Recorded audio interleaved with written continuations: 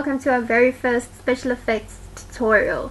Today we're going to be making a gelatin cut, and we're just greasing up this mold over here with some spray and cook, and also the surface, make sure it's nice and greasy. And then you just want to pour in that gelatin and just shake out any bubbles. You don't want bubbles in the prosthetic. And then you want to just press down really hard onto the surface so that you can have a nice flat edge, and just wait for it to set, and voila, that's what it's gonna look like. Now you want to just powder it with some baby powder, translucent powder, whatever powder you have with you. Just powder everywhere, and then on the other side you want to also just powder as you lift it.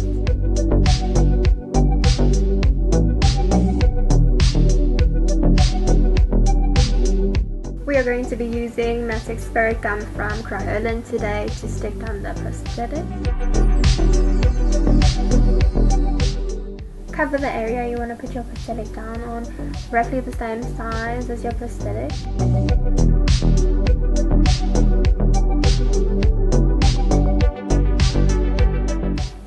When placing down your prosthetic onto the glue, make sure that the glue first of all is tacky, and then make sure to stretch your prosthetic out as needed so that you don't have bubbles or wrinkles, and just get it as flat and as smooth to the surface as possible, and then just glue down those edges that are still sticking up.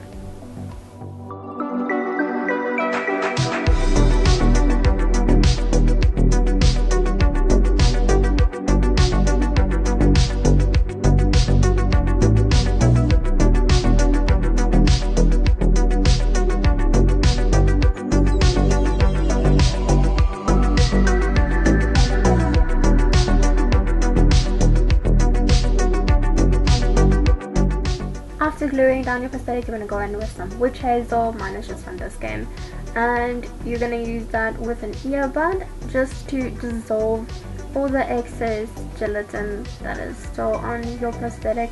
You're going to get rid of that overflow and any excess blending edges that you don't want.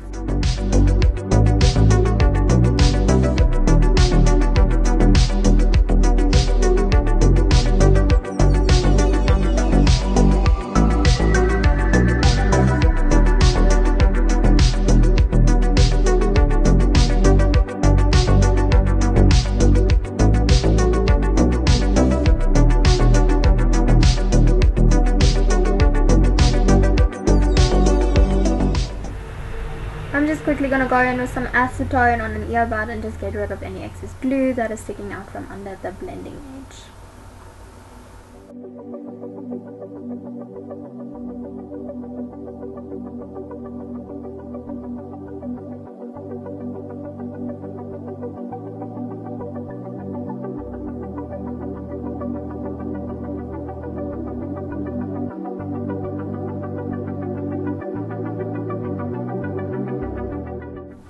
I also like to go in with a tweezer just to tear off any excess blending edges, just so that it's nice and smooth.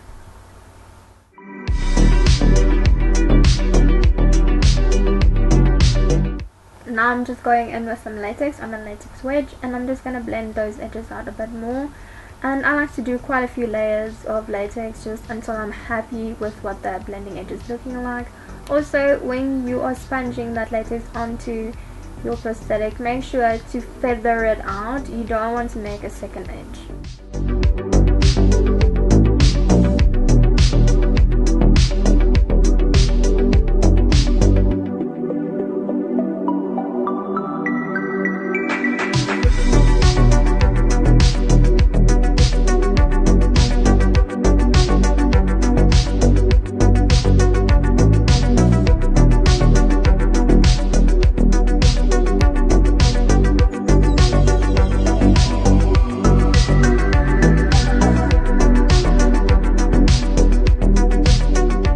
If I feel like I have a bad edge, I just go in with an earbud and some latex and just put a thicker amount of latex on, but I still feather it out onto the outside and also into the inside.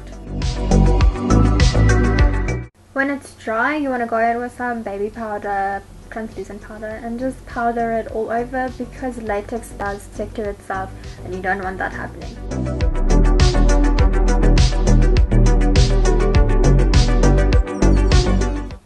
We are going to start coloring now. I'm using the STA color character palette. I'm going to use white yellow in this palette with some 70% alcohol on a toothbrush, and I'm just going to spray that onto the prosthetic.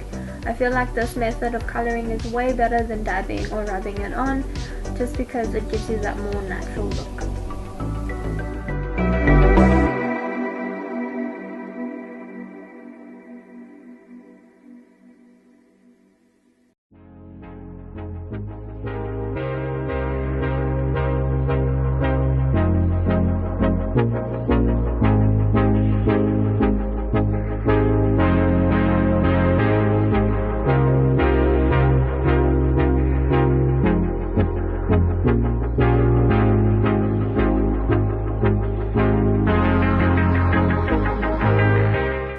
I'm also going to go in with Creative Glamour's grease paint palette in the color Golden Beige with some 70% alcohol on the toothbrush.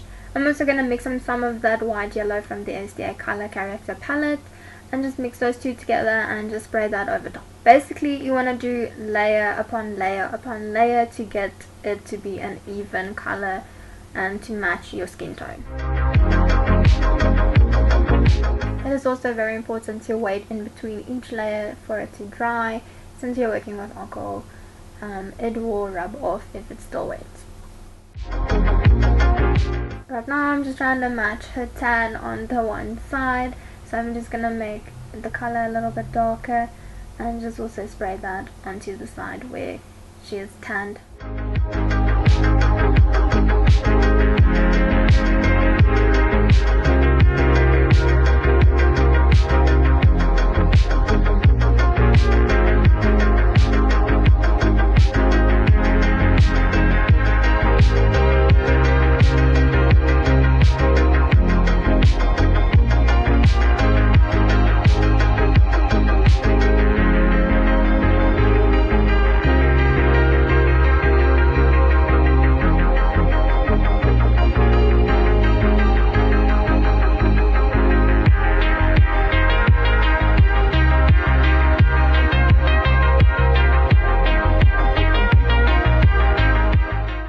Now I'm just going to go in with Creative Glamour's red and their grease paint palette and just mix it into the colors that are already mixed. I'm just going to use that on a latex wedge and just dab it on the outside of the cut just to make it look irritated and bruised.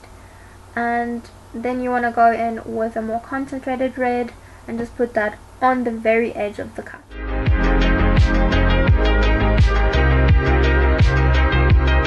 After adding the red, you want to use some red and the lake color in the Creative Glamour grease paint palette and mix it together and put it on the inside of the cut to give it some depth.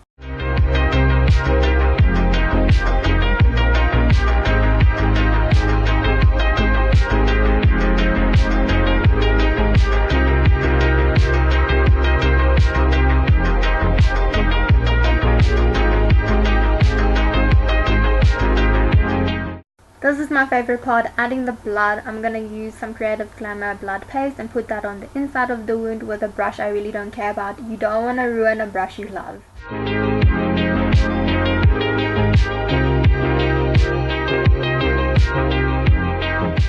Next I'm going in with Creative Glamour Stage Blood.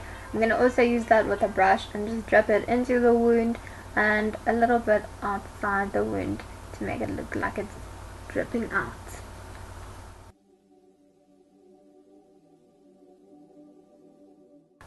Lastly, I like to use some water and some stage blood, mix it together and use it on a toothbrush to create some blood splatter. Also spray it as close as possible to the wound so that it doesn't go all over the place.